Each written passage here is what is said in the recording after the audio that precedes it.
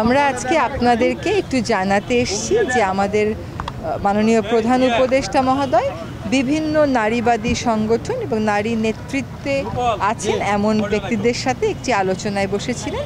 তিনি তাদের কাছ থেকে কিছু সুপারিশমালা নিয়েছেন। যে সুপারিশগুলো এসেছে তার মধ্যে মূল যেগুলো আমি সেগুলো বলছি।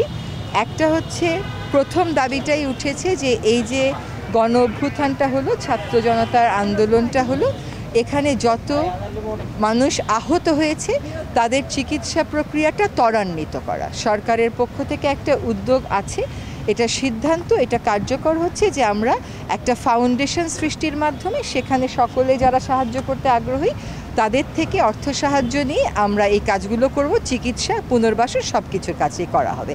যেহেতু ফাউন্ডেশনটা করতে একটু সময় লাগছে, এখানে একটা দাবি উঠেছে যে ইন্টারিম একটা কিছু, অন্তর্বর্তীকালীন একটা কিছু ব্যবস্থা করে ফেলা হোক, যাতে অনেকে যারা চিকিৎসার টাকার প্রয়োজন আছে তারা তাড়াতাড়ি করে টাকাটা পেতে পারে। এটা হচ্ছে প্রথম দাবি।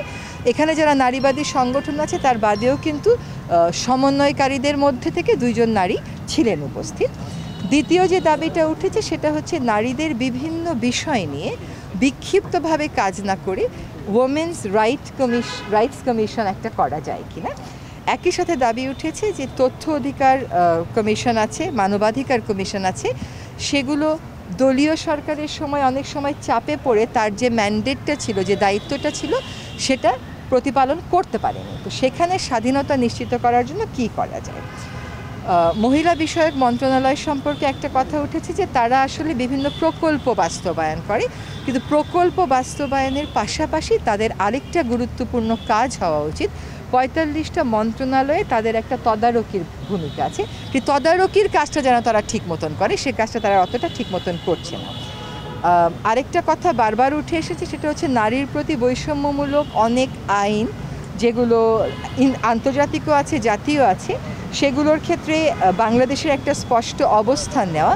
যেমন উত্তরাধিকারের ক্ষেত্রে সমান অধিকারের জন্য একটা অবস্থান নেওয়া, পারিবারিক ক্ষেত্রে, অভিভাবকত্বের ক্ষেত্রে, নাগরিকত্বের ক্ষেত্রে, এইগুলোতে আন্তর্জাতিক যে আইনগুলো আছে যেগুলো বৈষম্যটাকে অ্যাড্রেস করেছে, বাংলাদেশ সেগুলোর ব্যাপারে আন্তর্জাতিক আইনে কোথাও কোথাও রিজার্ভেশন রেখে দিয়েছে। তো সেই রিজার্ভেশনটা উইথড্র করারও একটা দাবি এসেছে।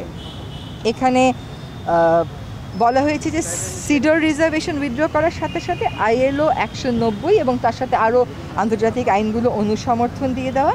খুব জোরভাবে তারা বলেছেন যে নারীর প্রতি যে সহিংসতাটা হয়, এই সহিংসতাটা, বিশেষ করে একজন সমন্বয়কারী বলেছেন যে তার গায়েও অনেক আঘাতের দাগ আছে বিদায়ী সরকারের ছাত্র সংগঠনের দেয়া, কিন্তু সে সেই আঘাতের দাগ নিয়ে কথা বলতে চায় না।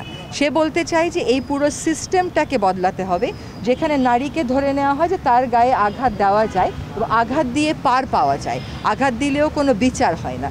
এই মানসিকতা থেকে সরে আসতে হলে শুধু নারীকে ক্ষমতায়িত, নারীকে তার অধিকার সম্পর্কে জানালে হবে না, সমাজকে নারী বান্ধব করে ওই শিক্ষার পরিবেশটা আনতে হবে।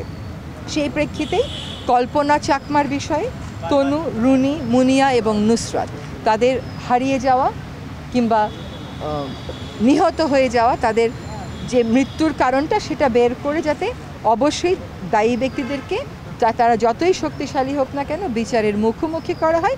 এটা মোটামুটি সকলের কাছ থেকে এই দাবিটা এসেছে। যদিও নারী সমাজ, কিন্তু সব আলোচনা কিন্তু নারী কেন্দ্রিক ছিল না, কিছু কিছু আলোচনা দেশের সার্বিক পরিস্থিতি সম্পর্কেও ছিল। একটি কথা এসেছে যে আমরা আদালত ব্যবস্থার যে রিফর্ম বা বিচার ব্যবস্থার যে রিফর্মটা করছি সেটা জুডিশিয়াল রিফর্মস কমিশনের মাধ্যমে করা যায় কিনা, যাতে করে যেই ভুলগুলোর বিরুদ্ধে আমাদের অবস্থান, যেই সংস্কারের পক্ষে আমাদের অবস্থান, সেই সংস্কার করতে গিয়ে পুরনো ভুলগুলো যেন রিপিটেড না হয়।